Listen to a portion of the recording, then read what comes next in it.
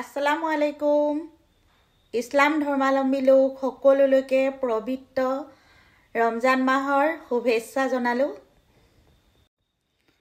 লগতে সকলোৰে সুস্বাস্থ্য কামনা কৰিলো যাতে এক মাহ ৰোজা ৰাখিবলৈ আল্লাহে স্বাস্থ্য ভালে ৰাখে আৰু 30টা তাৰাবি নামাজ শেষ কৰিবলৈ আৰু লগতে 5 ওয়াক্তৰ নামাজ আদায় কৰিবলৈ সকলোকে আল্লাহে তৌফিক দান কৰক। ৰমজান মাহ হৈছে আমাৰ ইছলামিক কেলেণ্ডাৰৰ 9 নম্বৰ মাহটো আৰু এই মাহটোতে আমাৰ পবিত্ৰ কোৰাণ শৰীফ নবী সাল্লাল্লাহু আলাইহি সাল্লামে প্ৰকাশ কৰিছিল।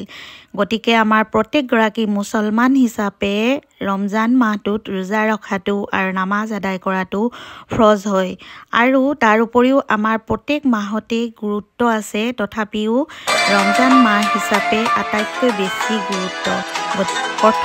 আসসালামু আলাইকুম।